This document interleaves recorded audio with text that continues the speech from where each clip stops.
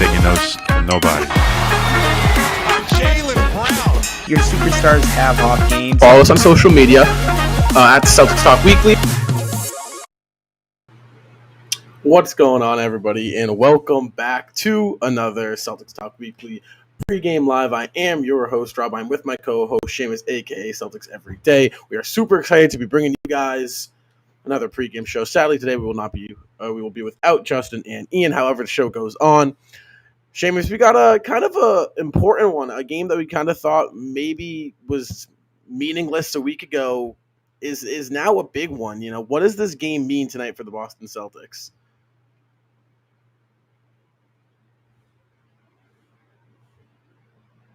I can't hear you.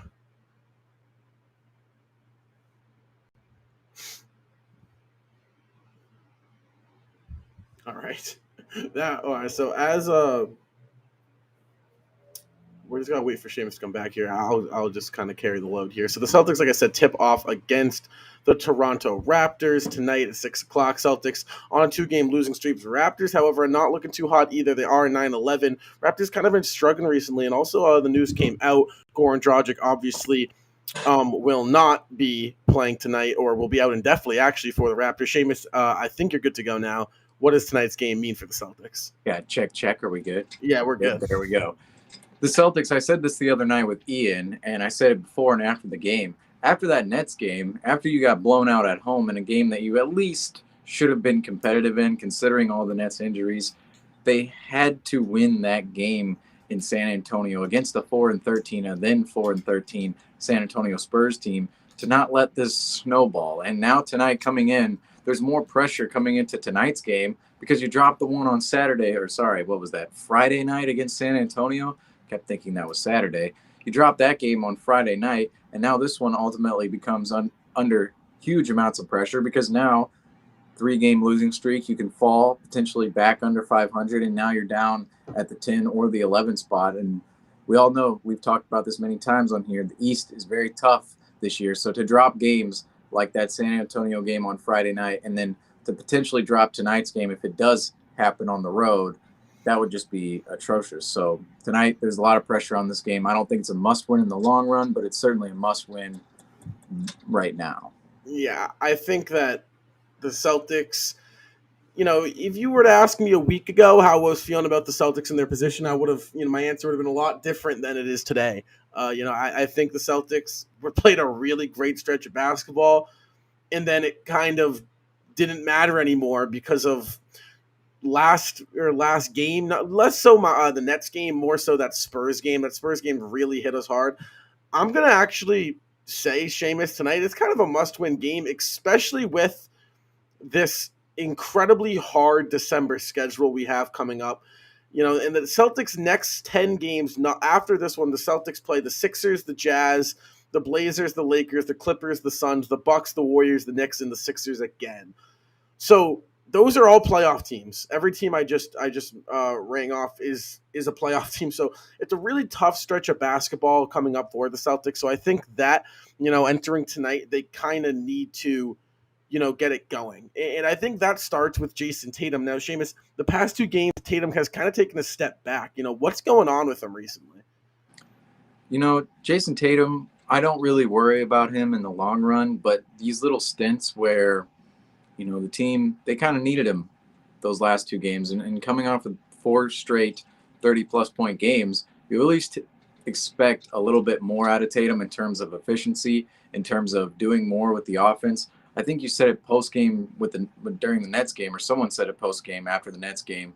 He was a little too passive in that game, and then he came out on Friday night and just shot terribly once again. And right now, Tatum, I don't know what's going on with him. I think he's going to be fine, and it's really just a matter of missing shots and converting on the easy ones that we've seen him convert on so many times in the past, yet he's just not doing it at an efficient rate this season. And I believe Jason Tatum will be fine, and he's ultimately not someone we need to worry about.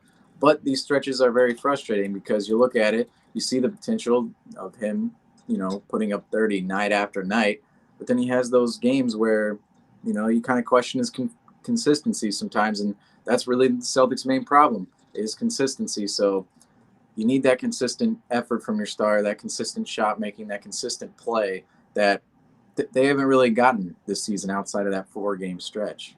For sure, and I think Celtics Udoka made a great point that this team, everyone's trying to find their own rhythm individually, and they're not really looking to get a rhythm going as a team. I think that starts with Tatum and Brown. I think they got to do a better job at finding their shots within the flow of the game. However, Oh, we lost Rob. Audio cut out. There we go. okay, sorry. So I think this team has shown some decent stints, and I think that tonight's a great opportunity to kind of get right back on track. It's a long season. You can have a 2-game skate. It's really about how you answer. So tonight's injury report, the Celtics, it continues. The hospital Celtics are still very, very real. Dennis Schroder, right ankle sprain. You kind of saw him re-aggravate that in the first half of the Spurs game. He is out along with Robert Williams, a non-COVID related illness. He's also out. Brown is a game time decision, I believe. I don't believe he's been activated quite yet. I think right before we came in here, I think he was ruled in. So Brown is good to go. That's good signs. On the opposite side of things for the Raptors, their injury report is also very long. OG Anunoby ruled out. Gary Trent Jr. ruled out. Obviously, if you haven't seen the news, Goran Dragic's kind of stepping away from the team, so he has been ruled out. Seamus, what do these injuries mean for the Celtics tonight, especially with those Raptors long list?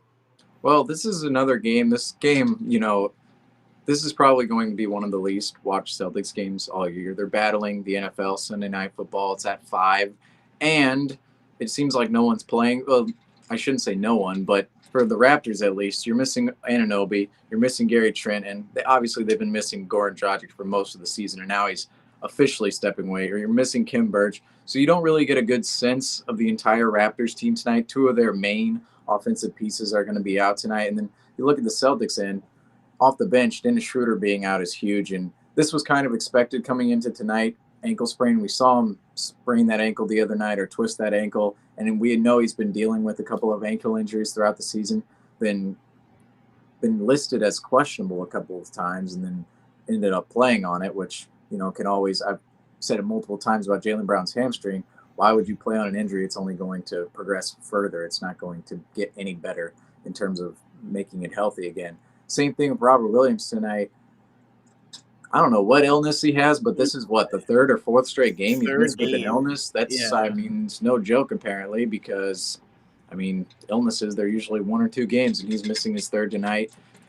These injuries, it really sucks right now, because this game, I don't really know what to take away at the end of the night, because at the end of the day, I still want to see the Celtics gain consistency. I want to see everybody healthy. I want to see everyone together, and we're, again, not going to see that for both teams tonight. So kind of a throwaway game in the long run, but you still want to see that next man up mentality for the Celtics. You still want to see them get the job done, because at the end of the day, they still are the more talented team tonight. Yeah, I think this is a big one tonight. Just you got to get back over 500. You're on a 2-game losing streak. A really tough matchups coming up, and I think it makes it harder when these big time. This has not been a meaningless injury report. These are, so far this season, it's been a big time guy, on the report pretty much almost every game now. I think there's been 3 games where we've had a clean injury slate. I think we're 1-2 in those 3 games, maybe 2-1. However, Schroeder is our 3rd highest scorer. Robert Williams is kind of the anchor on defense, for sure. At least our he's the best paint protector we have. So, I think it's really important for the Celtics tonight, kind of step up. Next man up mentality. I'm looking for Grant Williams. I'm looking at Neesmith and Langford for them to kind of come in and really, step up in a game where it's much needed. And really, they haven't too much all season. However, that does bring us to our keys to the game. Today, we only have 2 keys to the game. Usually, we got 4. Seamus, what is your key to the game tonight? Well, you have to start. I know this was your key to the game so many times earlier this season, but the team has to get off to an early start. It's getting to a ridiculous level, and it really peaked, I felt, in San Antonio, of the team just getting off to a horrendous start, because that game, come on, we were down 42-16 early, 30-14 after the first quarter, and we had to dig ourselves out of a 24-point deficit. if we don't have to dig ourselves out of that deficit, we possibly pull out that San Antonio game. We don't see a collapse down the stretch because the game's not that close. So you have to come out early and punch the Raptors in the mouth, especially with all their injuries tonight. I would say their injuries, they outweigh our injuries tonight, I would say, in the long run, even though, Schroder and Williams, huge part of our team, but Anunoby and Trent, considering their lack of depth, it's way bigger for the Raptors. So you have to come out early, punch them in the mouth, and get going early, just straight up, because, man, this team is terrible in the first quarter. We've seen it so many times.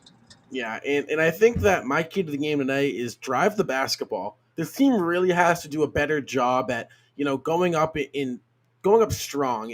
We've seen them. These guys are getting open shots. I think they're doing a pretty solid job actually at driving, but I want to see them drive it with a purpose, I should say, because I've seen too many times this season where Tatum, Smart, whoever it may be is going with the sole purpose to draw the foul. And I don't think in today's NBA anymore that's going to benefit you in the 48-minute basketball game. Sure, you might get it on one or two possessions, but today's NBA's refs, they're not looking to call fouls. They're really letting this game play on. We've seen that through the first 20 games of the season. So if I'm the Celtics tonight, I really got to say you got to put your head down, get to that basket, finish strong, and I think that's a great way to start off early, get those shots flowing. Is once you start attacking the basket, you get the defender on their toes, and things could come a lot easier for you. However, we do have our key matchup to the night, Jason Tatum versus Pascal Sayakov. Sayakov, the former All-Star, still kind of just getting back from his injury, getting back into the swing of things. Jason Tatum, has been all right to start the year, had a great stretch of basketball, 5 games, kind of went back in his slump. Seamus, what is important on tonight's key matchup for the Celtics to come home with a win? Well, tonight's key matchup, we've seen it with Tatum so many times. He needs to shoot the ball well, and he needs to be engaged for the entire game. As for Pascal Siakam, the Celtics, with the lack of ball handlers the Toronto Raptors will have tonight, no Dragic, no Gary Trent, they will still have Van Vliet.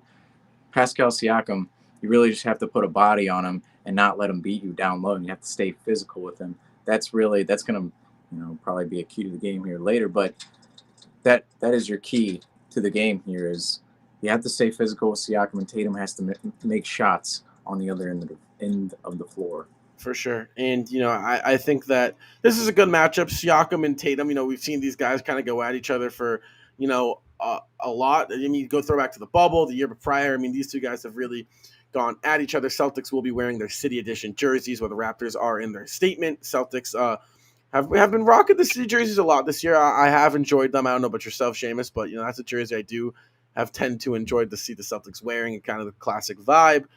I think the Celtics, maybe that'll help them go out and get a win.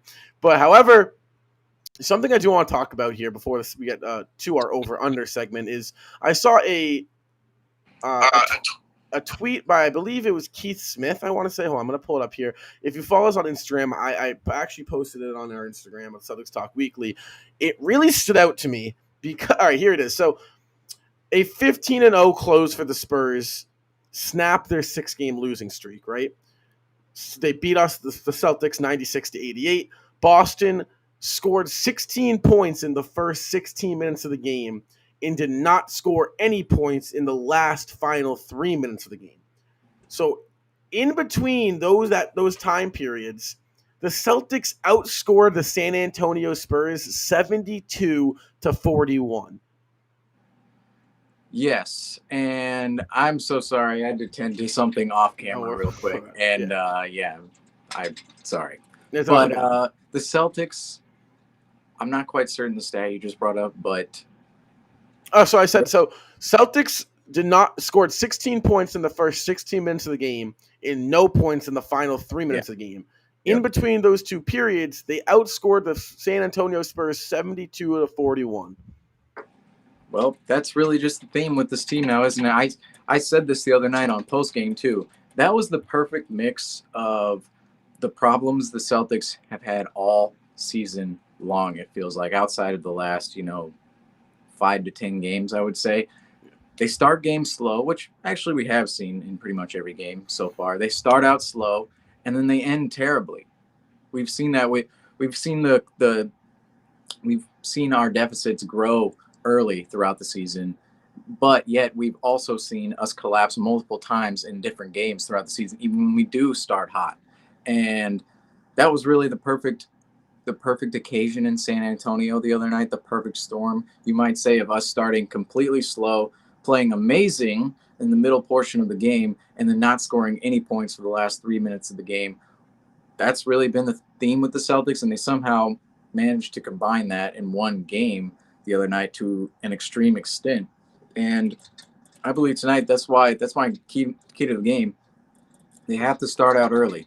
If they build themselves a deficit tonight on the road, I'm not so certain this team has the ability to not mail a game like this in on a Sunday night when no one's watching. I haven't seen it out of this team yet. So they got to start early, and they have to close out games. And even the games we won, thinking back to the OKC game, we were up 25 in that game. We won it by what, 6? We have to close that game out better. And that's just really been the theme all season. And we're at game 21 tonight, and, you know, we haven't seen everybody together, but there are certain parts of this team where you just look at it and go, why is this still a theme moving forward? I just don't understand why it's not something that has been attacked yet. Yeah, and I do think that, it's important going forward that this, first things first, so it's got to get healthy. I think that's obviously going to play a huge factor onto whether or not they can get a rhythm. Also, I'm looking at Emi Udoka, and I'm kind of questioning where his I don't want to say this without just I don't know what he's doing really, because I'm looking at this team, and I'm seeing the same bad habits that we saw last year, and you didn't really think you'd see that again this year. So it's kind of frustrating as a Celtics fan, after really having to sit through a tough season last year, and see what those past two games, what happened. But however, there was a statement by I believe it was Grant Williams that I actually really, really liked. It was essentially after the game, he was just kind of saying, like, we understand we have to be better, and there's no other time to do it other than right now. And I think that was a very well spoken and a great kind of a nice leadership role that Grant took in the post game. And I think that's looking to transfer over to tonight's game. I think it's really important for the Celtics tonight. They have to win tonight's game. You can't drop under 500, I don't think. But that does bring us to some nice over-under, Seamus. And, a little opportunity to get ahead of the game, ahead of, Justin and Ian. Obviously, they're not here. So we got 3 good ones. First things first. Obviously, Dennis Schroder coming off the bench. That does mean someone's going to have to step up. So tonight, Josh Richardson finally coming back from that non-COVID-related injury, the same one, I believe, that's keeping Robert Williams out. Does Josh Richardson go over or under 10.5 points tonight? No Schroder off the bench tonight. Grant Williams will be starting tonight. No Robert Williams, obviously, too. I'm going to have to go over tonight, considering, I'm still going over. Did he play in San Antonio? I don't think he did not. He did not. So he's coming back from an illness. That kind of puts this at question a little bit for me. That being said, I don't really know where else the points are coming from off the bench tonight. Potentially Langford, potentially Neesmith.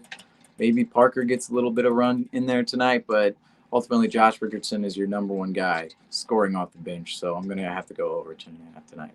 Yeah, I'm gonna join you there. I'm also gonna take the over. I think that responsibility falls to Richardson off the bench. I think he's been pretty solid actually recently. But then again, I wouldn't be too surprised if he got us like 10 or 9 right under that in Langford. And Neesmith kind of gave us this little spark. I'd be interesting to see if Pritchard comes off the bench. However, we'll have to wait and see. Next one up here, Marcus Smart has been on a roll this season. So for these past 5 games on just kind of everything, he's been the kind of only bright spot in the past 2 games, and dishing the ball extremely well, scoring the ball very well. So does Marcus Smart go over or under 6.5 assists tonight? Well, we talked about this on Friday, me and Ian did. And Marcus Smart, he's on an upward trend with his assists this year. And, he's averaging, I believe, 6.5, 7 a game right now. He's probably up near 7 a game right now. I would say that he goes over this 6.5 number. I don't think he's up to 7. He might be up to 6 right now. But I think he's going to go over 6.5 tonight. We've seen his trend ever since that Chicago Bulls game. His assists have gone through the roof, and I think the trend's going to happen again tonight. I'm going to go over. He gets at least 7 assists tonight. Yeah, I mean, he's been really great. My problem is I just don't know if he's going to hit 7. No Schroder. That does play a factor, I think. Well, that means he might be handling the ball more. Exactly. So I'm gonna join you. I think Marcus Smart over 6.5. I think there's a chance, like I said, just like Richardson, I think there's a chance he hits 6. I don't. This maybe might be a blowout. I'm not saying it's, you never know. So we'll have to wait and see. And there's a chance he doesn't play like last 5 minutes potentially. So I'm gonna take the over. I'm gonna join you there. And it's, something else we've been talking about that's kind of really just given the Celtics, I'd say a couple losses here. I'd honestly say 4 or 5 games here. The Celtics. This has been the reason why they've lost. I can, right off the bat, Spurs game, Mavericks game. Even the Hornets game that hit us hard. The first quarters and the Celtics losing the first quarters. Do the Celtics win the first quarter tonight? Do they kind of flip the switch here and figure it out? Well, let's see. The first game against the Raptors, I believe we were up after one, even though we lost that game by 32. I'm gonna go ahead and go under tonight. I just haven't seen enough out of this team early, consistently. Like, I know we sit here and say it's a key to the game to start early, but there's really no sign of them starting better early and doing it. Like, this is kind of one of those things we talked about earlier in the season with Jason Tatum. Like, this is going to be his breakout game. This is going to be his breakout game. And every single game was theoretically a good game for him to break out. But eventually he did hit that game. We're kind of doing the same thing with this early start. It has to happen at some point, but it's going to happen probably not tonight when we're, bringing it up consistently now. So I'm going to have to go under for the Celtics. Yeah, and I hate to do all three the same with you.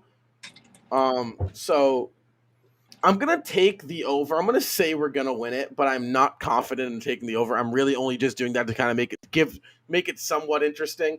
I agree with you on every point you said. I mean, there's been zero evidence for me to take the over. However, I'm still going to do it because I have a feeling that, maybe this one's come out strong. I think that this is a good opportunity for Brown and Tatum to kind of, I feel like they haven't really been clicking, both of them together so far this season. And I think that might be because of, Brown was, missed the last 10, 15 games of last season. Tatum kind of got into this incredible rhythm. So I do think it's an adjustment for both of them coming back, just, getting thrown back in with each other and saying, oh yeah, go make it work all of a sudden. So I think this is a good opportunity for them to kind of get in the rhythm. I think the Celtics start off all right. Maybe, win the quarter by 2 is my prediction. But I do have the Celtics winning the first quarter. We are coming up very shortly at tip-off. Tip-off will be very, within the next 5 minutes. Seamus here. Before we close out, what do you have last remarks here as we come closer to tip-off? Well, if we lose tonight, it's going to be a tough go for fans moving forward because, like we said, I think 5 of the next 6 are on the road after this. We have the Philadelphia game on Wednesday, and then we go on a 5-game West Coast road trip, which is always tough for any team in the East. And if we're not playing good basketball going into that stretch, I mean, I don't know what our record is going to look like after that. We might have a huge hole to dig ourselves out of in the East, even though it would be early. You cannot afford to lose any more of these gimme games. So that's actually a good question. Now, what would a loss tonight mean for the Celtics? I think it would mean that we're bound for 500 again, probably. So you think this is a telltale game where, if the Celtics come in and drop a game to the Toronto Raptors, that we could kind of be in trouble here? I mean, I don't think it's going to be a telltale game for the whole season, but I think if you were to look at the season, say, in April or May, looking back at the season, this could be a little stretch here in which you can say the Celtics had a hold of the rope, but they kind of let it go.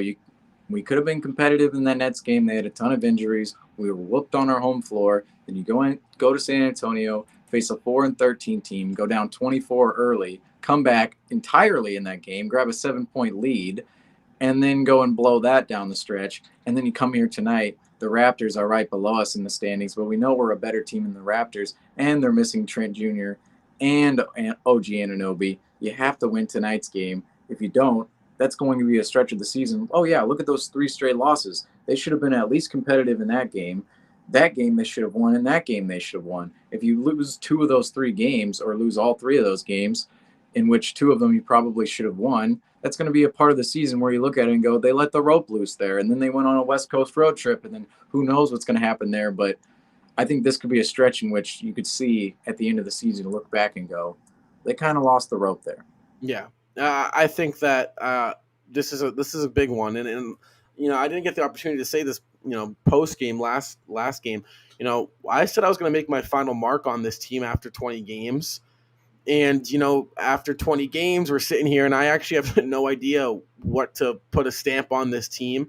I think they've shown strides of them being a phenomenal basketball team, a top 5 maybe team in the league, an Eastern Conference Finals appearance team. And they've shown stints of being a play-in team or not, barely, missing the first top 6 seeds and putting right back to where they were last year. And I think they've been equal proportions. I think we've seen the same amount of good as we have bad. So, moving forward, I think December is a big test. I'm going to have to hold off on my final say on this team a little bit longer, I think. And I think it starts here tonight against the Toronto Raptors on the road. I think this is a good chance to get a win under your belt, kind of, get right back in the correct mind space, as the Celtics have a very tough 15 games ahead of December. We should set a new timeline for this, when we're going to put our final mark on this team, or maybe not final mark, but our final, like, this is what this team is. I think it's after December. If you look at the schedule from now until the end of December, it's kind of a gauntlet in some sense. And if we become healthy this week, which can happen, because if Rob Williams overcomes his illness, if Dennis Schroder is back from his ankle injury, and Jaylen Brown's, fully progressing from his hamstring injury, then I would say December, with no injuries or minimal injuries, that would be the telling month of where this team is going to slot in April. Yeah, I think I agree with that. There's a chance that December doesn't go great, and this team kind of still, turns it around in February. Like we said, that 2017 Celtics team came in at, I believe, what was it, 12-12? They started the year at. Yeah, I believe they were somewhere. I don't think they ever went to 500 at that mark, but I think they were 13-12 at one point. Yeah, so, we have seen a Celtics team kind of start off slow. However, it is a very important game tonight here for the Boston Celtics. They will tip off against the Toronto Raptors at right around 6 o'clock. Come right back here for a post-game live. We will be covering you guys fully for tonight's game. Go follow us on all of our social medias. They'll be in the description down below. Seamus here, before we sign off, you got any last words? Patriots, go Browns. Big win. Go Browns, because the Patriots, 1 seed, baby. It's one right seed there. is looking good. So a little positive for Boston sports here. Hopefully the Celtics can add on to a great Sunday for Boston sports fans. We'll see you guys back here for post-game live. Go Celtics.